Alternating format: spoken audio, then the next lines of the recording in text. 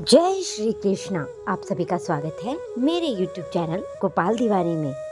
आशा करती हूँ कि आप सभी को कथाएं अवश्य पसंद आ रही होंगी। आज हम आपको बृहस्पतिवार की पौराणिक व्रत कथा का रसपान करवाने जा रहे हैं। आप सभी से अनुरोध है कि कथा को पूरा सुनकर जाएं। आइए कथा आरंभ करते हैं। प्राचीन समय की बात है कि किसी नगर में एक बड़ा व्यापारी रहता था। वह जहाजों में माल लदवाकर दूसरे देशों में भेजा करता था। वह जिस प्रकार अधिक धन कमाता था उसी प्रकार जी खोलकर दान भी करता था। परंतु उसकी पत्नी अत्यंत कंजूस थी। वह किसी को एक दमड़ी भी नहीं देने देती थी। एक बार सेठ जब दूसरे देश में व्यापार करने गया तो पीछे से बृहस्पति देव ने साधु भेष में उसकी पत्नी से भिक्षा मांगी। व्यापारी की पत्नी बृहस्पति देव से बोली कि हे साधु महाराज, मैं तो इस दान पुण्य से तंग आ गई हूँ। आप कोई ऐसा उपाय बताइए जिससे मेरा सारा धन नष्ट हो जाए और मैं आराम से रह सकूं। यह धन लुटता हुआ मैं नहीं देख सकती। इस पर बृहस्पति देव ने कहा कि हे देवी, तुम बड़ी विचित्र हो। संतान और धन से भी भला कोई दुखी होता है। अगर अधिक धन है तो उसे शुभ कार्यों में लगाओ। कुंवारी कन्याओं का विवाह कराओ। विद्यालय और बाग बगीचों का निर्माण कराओ। ऐसे पुण्य कार्य करने से तुम्हारा लोक परलोक सार्थक हो सकता है। परंतु साधु की इन बातों से व्यापारी की पत्नी को खुशी नहीं हुई और उसने कहा कि मुझे ऐसे धन की आवश्यकता नहीं जिसे मैं दान में दूं। तब बृहस्पति देव बोले कि यदि तुम्हारी ऐसी इच्छा है तो तुम एक उपाय करना।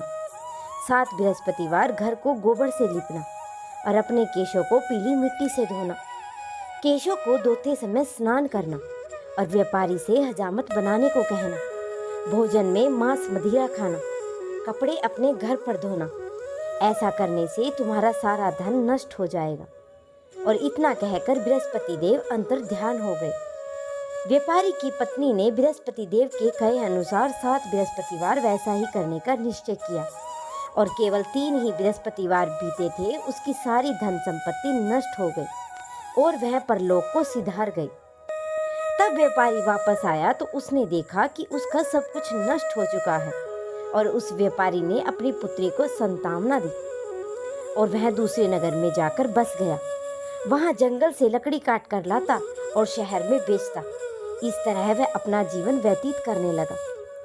एक दिन उसकी पुत्री ने दही खाने की इच्छा प्रकट की, लेकिन व्यापारी के पास तो दही खरीदने तक के भी पैसे नहीं थे। वह अपनी पुत्री को आश्वासन देकर जंगल में लकड़ी काटने चला गया और वहां एक वृक्ष के नीचे बैठकर अपनी पूर्व दशा पर विचार करके रोने लगा। और उस दिन बृहस्पतिवार का दिन था। तभी वहां बृहस्पति देव साधु के रूप में सेठ के पास आए और बोले कि हे मनुष्य, तू इस जंगल में किस चिंता में बैठा है। तब व्यापारी बोला कि हे महाराज, आप तो सब कुछ जानते हैं। और इतना कहकर व्यापारी अपनी कहानी सुनाकर रो पड़ा। बृहस्पति देव बोले कि देखो बेटा, तुम्हारी पत्नी ने बृहस्पति देव का अपमान किया था और इसी कारण तुम्हारा यह हाल हुआ है। लेकिन अब तुम किसी प्रकार की चिंता मत करो। तुम गुरुवार के दिन बृहस्पति देव का पाठ करो। 2 पैसों के चने और गुड़ लेकर जल के लोटे में शक्कर डालकर वह अमृत और प्रसाद अपने परिवार के सदस्य और कथा सुनने वालों में बांट दो और स्वयं भी प्रसाद और चरणामृत लो। भगवान तुम्हारा अवश्य कल्याण करेंगे। साधु की बात सुनकर व्यापारी बोला कि महाराज, मुझे तो इतना भी नहीं बचता कि मैं अपनी पुत्री को दही लाकर दे सकूं। इस पर साधु जी बोले कि तुम लकड़ियां शहर बेचने जाना और तुम्हें लकड़ियों के दाम पहले से चौगुने मिलेंगे, जिससे तुम्हारे सारे कार्य सिद्ध हो जाएंगे। उसने लकड़ियां काटी और शहर में बेचने के लिए चल पड़ा। उसकी लकड़ियां अच्छे दाम में बिक गई, जिससे उसने अपनी पुत्री के लिए दही लिया और गुरुवार की कथा हेतु चना व गुड़ लेकर कथा की और प्रसाद बांटकर स्वयं भी खाया। उसी दिन से उसकी सभी कठिनाइयां दूर होने लगी। परंतु अगले बृहस्पतिवार को वह कथा करना भूल गया और अगले ही दिन वहां के राजा ने एक बड़े यज्ञ का आयोजन किया और पूरे नगर के लोगों को भोजन के लिए बुलाया। राजा की आज्ञा के अनुसार पूरा नगर राजा के महल में भोज करने गया, लेकिन व्यापारी व उसकी पुत्री तनिक विलंब में पहुंचे तो उन दोनों को राजा ने महल में ले जाकर भोजन करवाया। जब वे दोनों लौट कर आए तब रानी ने देखा कि उनका हार खूंटी पर टंगा हुआ था जो गायब है। रानी को व्यापारी और उसकी पुत्री पर संदेह हुआ तो उसका हार उन दोनों ने ही चुराया है। राजा की आज्ञा से उन दोनों को कारावास की कोठरी में कैद कर दिया गया। कैद में पड़कर दोनों अत्यंत दुखी हुए और वहां उन्होंने बृहस्पति देवता का स्मरण किया। बृहस्पति देव ने प्रकट होकर व्यापारी को उसकी भूल का आभास कराया और उन्हें सलाह दी कि गुरुवार के दिन कैद खाने के दरवाजे पर उन्हें 2 पैसे मिलेंगे। तुम चना और मुनक्का मंगवा कर विधि पूर्वक बृहस्पति देवता का पूजन करना, जिससे तुम्हारे सब दर्द दूर हो जाएंगे। बृहस्पतिवार को कैद खाने के द्वार पर उन्हें 2 पैसे मिले। बाहर सड़क पर एक स्त्री जा रही थी। व्यापारी ने उसे बुलाकर गुड़ और चने लाने को कहा।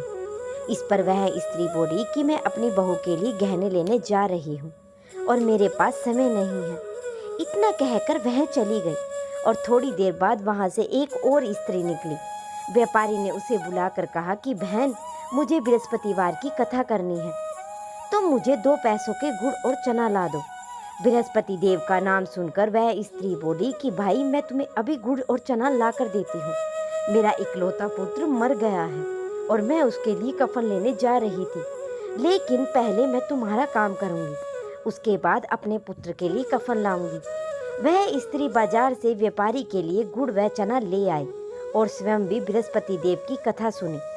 कथा के समाप्त होने पर वह स्त्री कफन लेकर अपने घर गई और घर पर लोग उसकी पुत्र की लाश को राम नाम सत्य कहते हुए शमशान की ओर ले जाने की तैयारी कर रहे थे। स्त्री बोली कि मुझे अपने लड़के का मुख देख लेने दो। अपने पुत्र के मुख को देखकर उस स्त्री ने उसके मुंह में प्रसाद और चरना अमृत डाला तो प्रसाद और चरना अमृत के प्रभाव से वह पुनः जीवित हो गया। पहली स्त्री जिसने बृहस्पति देव का निरादर किया था, जब वह अपने पुत्र के विवाह हेतु पुत्र वधू के लिए गहने लेकर लौटी, जैसे ही उसका पुत्र घोड़ी पर बैठकर निकला तो वह घोड़ी ने ऐसी उछाल मारी कि वह घोड़ी से गिरकर मर गया और यह स्त्री रो रो कर बृहस्पति देव से क्षमा याचना करने लगी। उस स्त्री की याचना से बृहस्पति देव साधु वेश में वहां पर पहुंचकर कहने लगे कि हे देवी, तुम्हें अधिक विलाप करने की आवश्यकता नहीं है। यह बृहस्पति देव के अनादर के कारण हुआ है। तुम वापस जाकर मेरे भगत से क्षमा मांगकर कथा सुनो, तभी तुम्हारी मनोकामना पूर्ण होगी। जेल में जाकर उस स्त्री ने व्यापारी से माफी मांगी और कथा सुनी।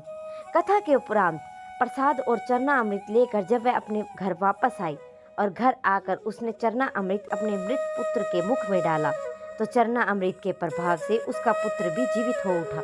और उसी रात से बृहस्पति देव राजा के सपने में आए और बोले कि हे राजन, तूने जिस व्यापारी और उसकी पुत्री को जेल में कैद कर रखा है वह बिल्कुल निर्दोष है। तुम्हारी रानी का हार वहीं खूंटी पर टंगा हुआ है। दिल निकला तो राजा रानी ने हार खूंटी पर लटका हुआ देखा।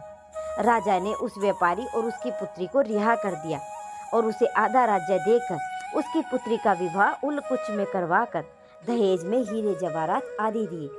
तो ये थी बृहस्पति देव की व्रत कथा। अगर आप सभी को कथा पसंद आई है तो मेरे चैनल को सब्सक्राइब कर दीजिए और वीडियो को लाइक कर दीजिए और शेयर करना ना भूलें।